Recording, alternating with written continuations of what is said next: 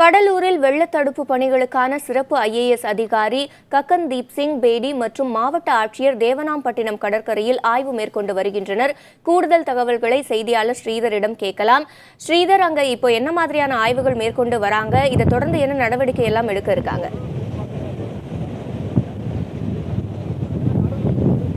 இந்த நட்டா புயல் என்பது வலுவிழந்து கரையை கடக்கும் என்று ஏற்கனவே வானிலை மையம் அறிவித்திருந்தது. அதன் அடிப்படையில் இன்று காலை கடலூர் மாவட்டத்தை பொறுத்த வரைக்கும் 54 கிலோமீட்டர் வேகத்தில் கரையை கடந்திருக்கிறது.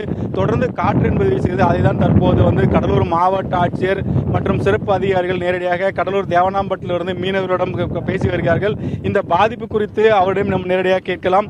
மாவட்டம் முழுவதும் என்ன மாதிரி பாதிப்பு இருக்குன்னு மாவட்ட ஆட்சியரிடம் சார், தொடர்ந்து இந்த காற்று என்பது வீசி வருகிறது. பாதிப்பு ஏதாவது கடலூர் மாவட்டத்தில் இருக்கிறது?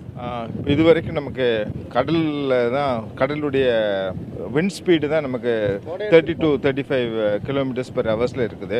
பாதிப்புன்ற வரைக்கும் இது வரைக்கும் இல்லை நமக்கு. ஆனால் நம்ம ப்ரிகாஷனரி மெஷர்ஸாக ஒரு 82 பேரை நம்ம கல்குணம் அந்த பகுதியில் நம்ம நைட்டில் ஸ்டே பண்ண சொல்லியிருக்கோம். ஒரு 2224 பீப்புளுக்கு நம்ம நேற்று மத்தியானமும் நைட்டும் நம்ம சாப்பாடு கொடுத்துருக்கோம். அவங்களே வீட்டில் ஸ்டே பண்ணிக்கிறேன்றதை கம்ஃபர்ட்டாக இருந்ததுனால நம்ம அதை விட்டுறாச்சு. NDRFும் SDRFும் அலர்ட் பொசிஷன்ஸில் இருக்காங்க.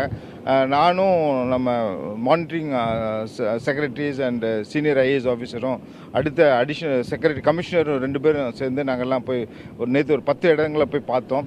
10 இடத்துல உள்ள சைக்ளோன் ஷெல்டர்ஸு, அதுக்கப்புறம் கோஸ்டல் ஏரியாஸ் எல்லாம் போய் பார்த்துட்டு நம்ம பண்ணியிருக்கோம். தயார் நிலையில் தான் நம்ம இருக்கோம். அந்த தயார் நிலை இன்னும் ஸ்டில் கண்டினியூ ஆகுது. ஆஸ் பர் த ரிப்போர்ட் பிரகாரம் இன்றைக்கி காலையில் 7:30க்குள்ளே காரைக்காலில் கிராஸ் ஆகிற மாதிரி ஒரு ரிப்போர்ட் இருக்குது. ஸோ அதனால அந்த எல்லா எவென்ச்சுவலிட்டிஸ் ஃபேஸ் பண்ணுறதுக்கும் நாங்கள் தயாராக இருக்கிறோம். எங்களுடைய டீம்ஸ் அப்படியே இன்டாக்டாக நாங்கள் வச்சுருக்கோம். நன்றி சார்.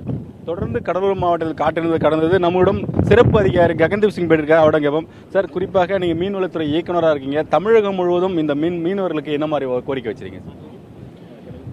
மீனவர்கள் ஒன் பேசிக் பாயிண்ட் கடலுக்கு யாரும் போகக்கூடாது. ஸோ அது ஒரு எல்லாருக்கும் இருக்குது. ரெண்டாவது தன்னோட இந்த ரஃப் சீசன்லேயே ஃபிஷிங்காக யாரும் போகக்கூடாது. டில் த டைம் வெதர் டிபார்ட்மெண்ட்ல கிளியரன்ஸ் வரை ஃபிஷர்மேன், ஈவன் சின்ன ஃபிஷர்மேன் கூட பெரிய மெக்கனைஸ் போட் வைக்கக்கூடிய ஃபிஷர்மேன் யாரும் போகக்கூடாது. அது மட்டும் அல்ல, ஏற்கனவே நாங்கள் நேற்றுலேருந்து சொல்லிகிட்டே இருக்கிறோம். கடல் சில ஃபிஷர்மேன் வில்லேஜில் நாங்கள் போகும்போது என்ன பண்ணுறாங்க, கடல் ஓரத்தில் ஒரு 10-20 மீட்டர் தண்ணிலேருந்து 10-20 மீட்டர் தூரத்துலேருந்து போட் சும்மா தான் வைக்கிறாங்க. நெட் அங்கே அது மேலே இருக்கும். அப்படி இருக்கக்கூடாது. போட் நல்லாவே உள்ளே கொண்டு வந்துட்டு ரோப்னால் கட்டிட்டு நெட்டு கூட சேஃபான முறையில் வைக்கிறதாக நாங்கள் ஃபிஷர்மேனுக்கு எல்லாருக்கும் சொல்லிட்டு இருக்கோம். நன்றி. கடலூர் மாவட்டத்தை பொறுத்த வரைக்கும் எந்த விதமான பாதிப்பும் இல்லை. அதே சமயத்தில் மாவட்டம் முழுவதும் மீனவர்களுக்கும் அறிவுறுத்தப்படுகிறார்கள். குறிப்பாக ககன்தீப் சிங் பேடி என்பவர் தமிழகத்தோட மீன்வளத்துறை இயக்குநராக இருக்கார். அவர் மாநிலம் முழுவதும் உள்ள மீனவர்களுக்கு வேண்டுகோள் வைப்பது என்னவென்றால், படகுகளை பாதுகாப்பாக வைக்க வேண்டும்.